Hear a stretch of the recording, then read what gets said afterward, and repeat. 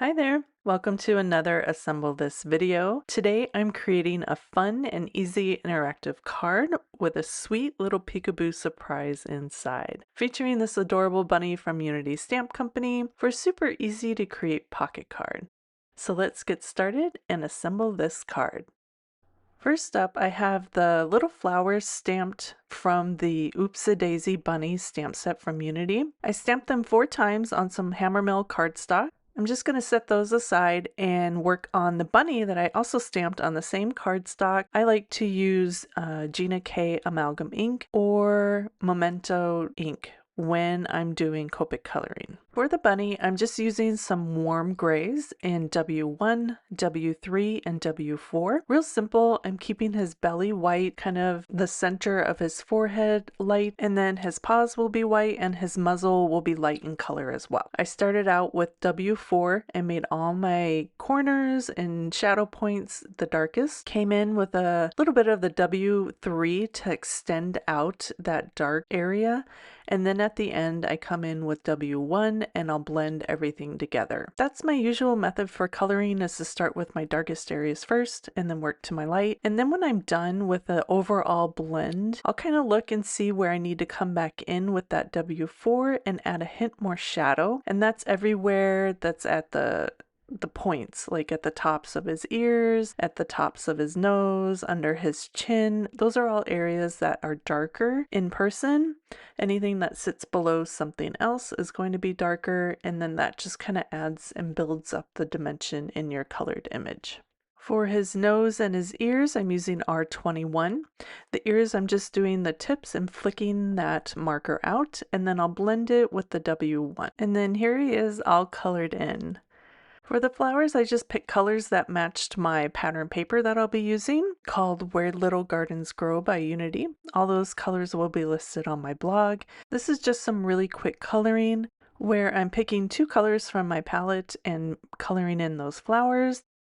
And then I'm using the W3 to color in the stems and a little bit of grass at the base. When I stamped these flowers, I was going to do a portrait card, but I ended up having to change my design because of how big the bunny was. So I'm going to cut this out with a rectangle die in a horizontal or landscape position instead of vertically. That is just going to give our bunny more room to slide in and out of our pocket. Once I die cut that, I'm going to fussy cut off the tops. I don't need all those butterflies. I just wanted a field of flowers for the bunny to pop out from to hide that white space and to kind of extend our pocket just a little bit longer. I die cut some grass from craft cardstock, and I'm going to use both the top and the bottom of that die cut. That'll give me 2 layers of grass. I die cut that piece of craft cardstock with the same rectangular die before die cutting it with a grass die. Then I'm just going to layer them.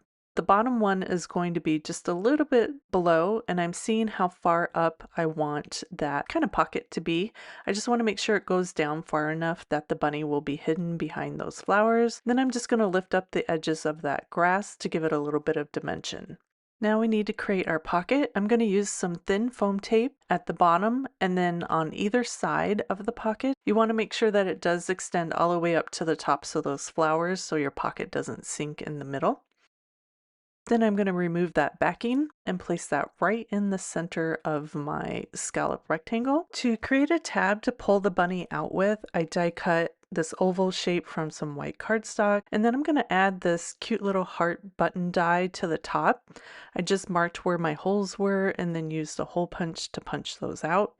Pulled some string through the holes, and then I am going to glue this die cut in place because it does tend to slide around and the holes don't line up. So I want to make sure that it stays where it's at, and then I'll tie just a quick little bow at the top.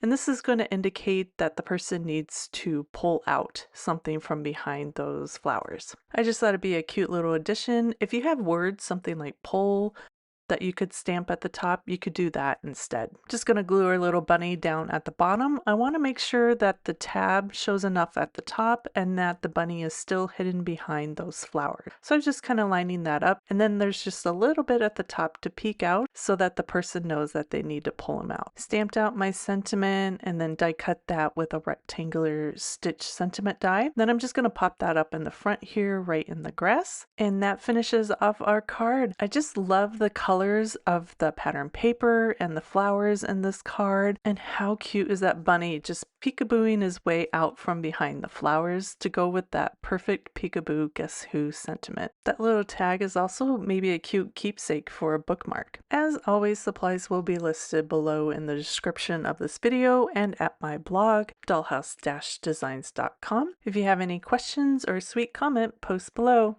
Thanks again for creating with me. I'll see you again soon for another video. Bye!